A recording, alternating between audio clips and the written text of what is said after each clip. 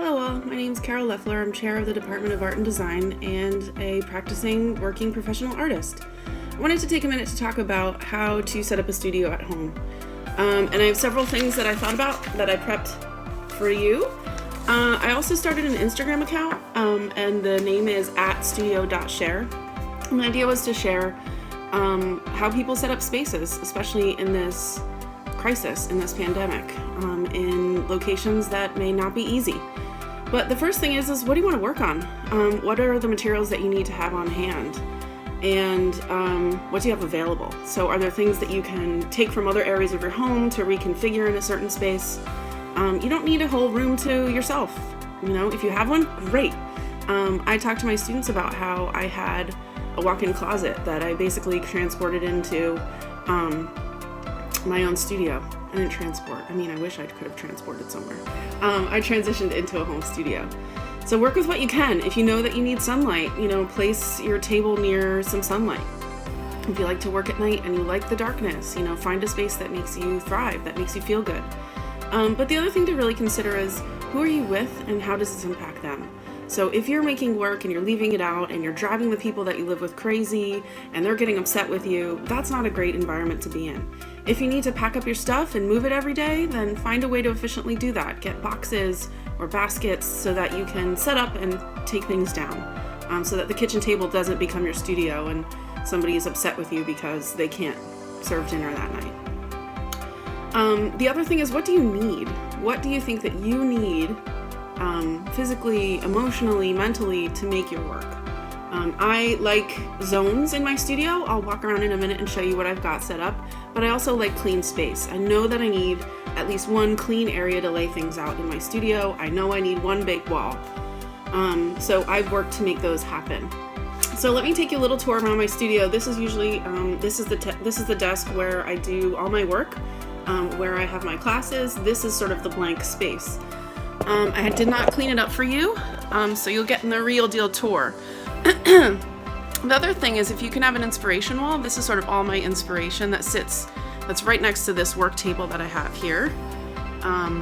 I change things out in my studio a lot and I reorganize. These are some things I like to consider when I'm doing installation work. Again, just sort of inspirational patterns, design. If you have the ability to have materials where you are, I like to be really organized, that I know exactly where everything is if I need it, which is really important to me. I'm really lucky that I have a space in my home that's an entire room, but I think you may have something that you could set up sort of similar to this, which this is laundry basket and all. This is my workspace. This is the space that I don't really clean up. So you can see I've kind of got one space over here that's clean, that I can lay things out on, and then this is where I'm in the middle of working actually on a mail art project excuse me, that will help support the United States Post Office. So I am prepping all the collage materials.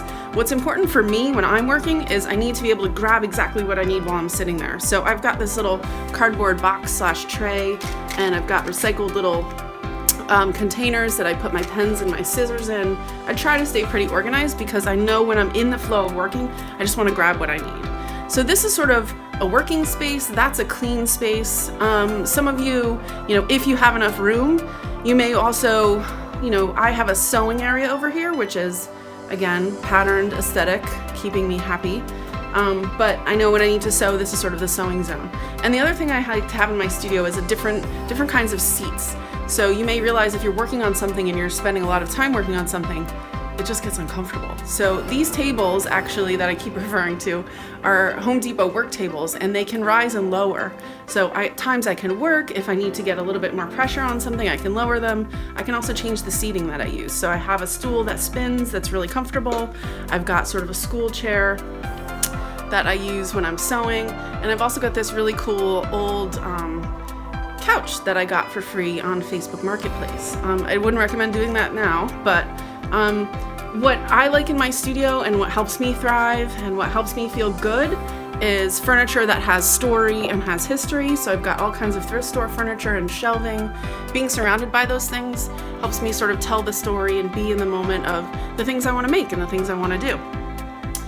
The other thing that's really important to me to have in my studio, along with materials and a workspace, are resources. So I love to have books and papers. And this is actually all housed in an old piece of furniture from my grandmother's house.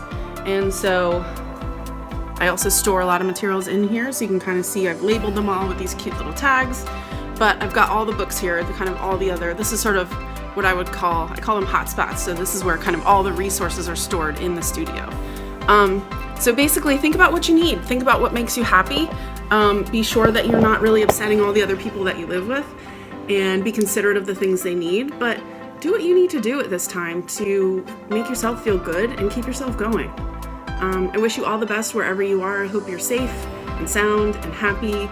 And I hope you can carve out a little space, even if it's a folding table or a card table, or I even sometimes use, it's not ideal, an ironing board, or even if it's a tray that you can sort of carry and put things where you need them. Do what makes you feel good right now. Do what feeds you and feeds your artistic soul. Thank you so much for listening. Bye.